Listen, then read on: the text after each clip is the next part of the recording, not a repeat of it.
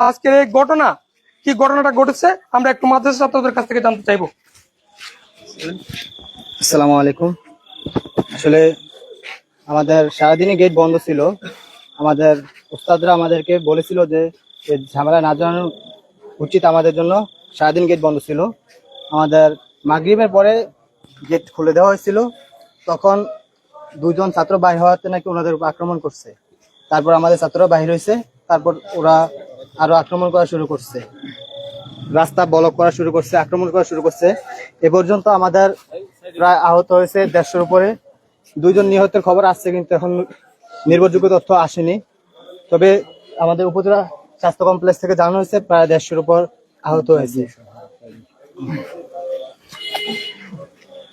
আমরা এখানে মাদ্রাসার ছাত্রদের সাথে কথা বলার চেষ্টা করছি। এখানে আরো আহত ঘটনা ঘটেছে। এখানে মাদ্রাসার একের পর এক মাদ্রাসা ছাত্রদেরকে এখানে নিয়ে আসা হচ্ছে।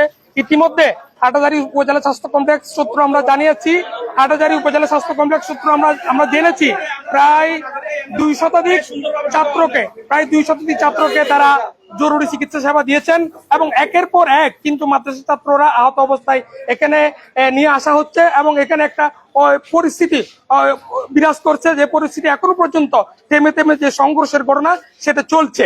এবং হাটাজারির যে দোকানপাট, বিভিন্ন দোকানপাট এবং স্থাপনা ভাঙচুর করা হয়েছে বলে আমরা জানতে পেরেছি। এখানে উপজেলা নির্বাহী অফিসার তিনি রয়েছেন, তিনি আমাদেরকে জানিয়েছেন তিনি জনগণকে ইতিমধ্যে মাইকিং করে শান্ত থাকার জন্য তিনি এই নির্দেশনা দিয়েছেন। কিন্তু এরপরও যে একের পর এক যে মাদ্রাসা ছাত্রদের উপর হামলার ঘটনা ঘটছে, আমরা